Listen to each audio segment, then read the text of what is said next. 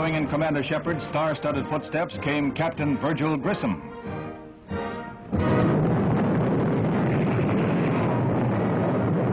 Everything is A-OK until the heartbreaking finale. As the captain prepared to leave the capsule, explosive bolts on the escape hatch let go, and the Mercury is lost. However, the moon gets closer.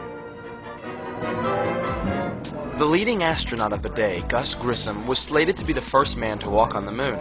He was an outspoken man with the highest level of integrity. There was no way he would lie for anyone. He was also an outspoken critic of the dilapidated state of the moon program. Just before he died, he hung a lemon on the capsule and held a press conference in which he pointed out the sad state of the program. On the morning he died, upon having difficulty communicating from the capsule, he angrily asked, "Hey, how are we going to get the moon? We can't talk between three buildings."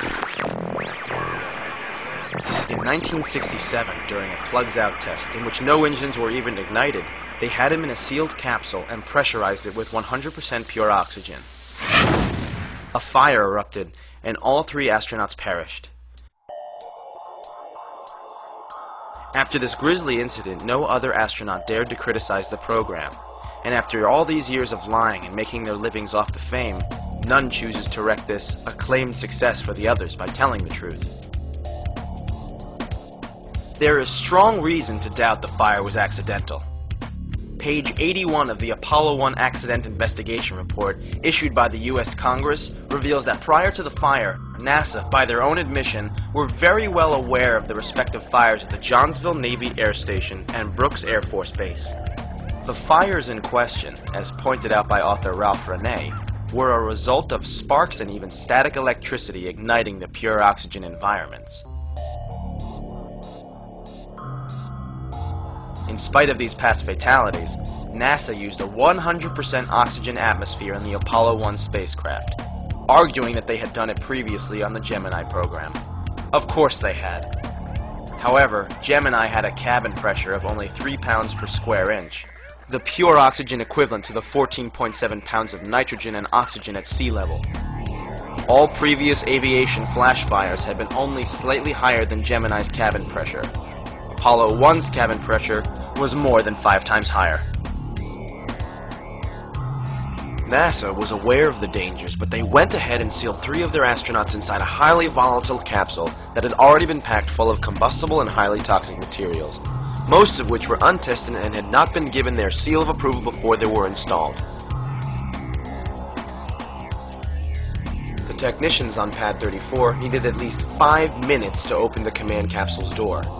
The astronauts had a mere 15 seconds before the fire consumed their cabin. Fire! You're fired, Captain! Additionally, in 1999, when Grissom's son, Scott, was granted access to his father's spacecraft, he uncovered evidence that a metal plate had been shoved behind the dashboard to deliberately trigger a spark.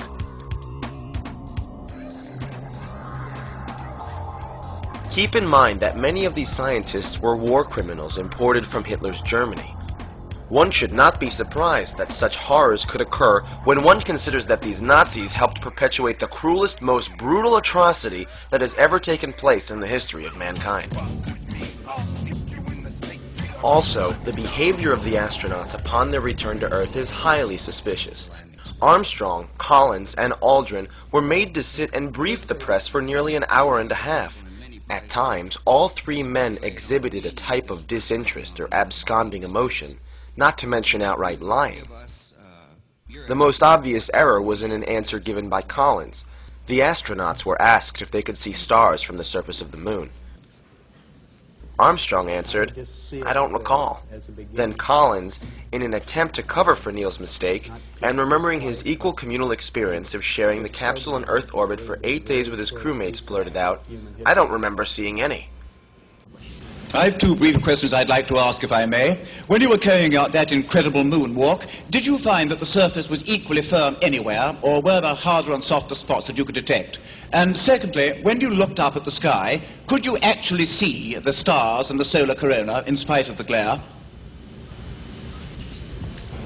The first part of your question, the surface did vary in its thickness of penetrate, one must be quite cautious in moving around in this rough terrain. We were never able to see stars from the lunar surface or on the daylight side of the moon by eye without looking through the optics. I don't recall during the period of time that we were photographing the solar corona what stars we could see. I don't remember seeing any. We were never able to see stars from the lunar surface or on the daylight side of the moon by eye without looking through the optics.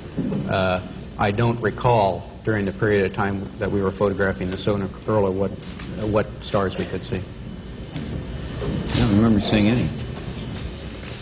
Neil, you were... Transcripts published later attributed his remark to Aldrin, who was supposed to have been there on the surface. This was done, no doubt, to throw off most, who had only had an altered transcript and not a film copy of the entire press conference. I know there's a lot of scientists from a number of countries standing by to see the lunar samples, and we thought you'd be interested in seeing that they really are here.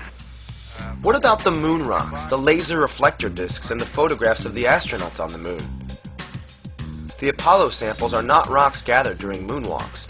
They are, in fact, meteorites that were specifically gathered on Earth by von Braun himself before the moon landing ever took place. After Kennedy declared we would land on the moon by the end of the decade, the race to the moon was in full force. So why would von Braun, who was supposed to be working feverishly on the Saturn V rocket, need to go to Antarctica? In the May 1967 Popular Science article entitled A Spaceman's Look at Antarctica, page 114 to 116, von Braun states, "It may well be smart to test lunar vehicles or surface drills in Antarctica before taking them to the moon." This was never done. He did, however, meet up with the penguins. In reality, the real reason for the trip was to gather meteorites that could be passed off as moon rocks.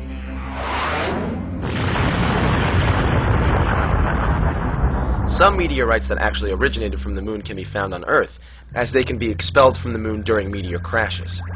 After von Braun found them, the outer surfaces were probably blasted with an abrasive in a ceramics lab to hide the fact that they had fallen through the Earth's atmosphere.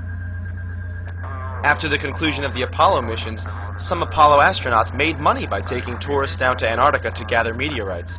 Due to the contrast with the landscape, meteorites are easier to spot there.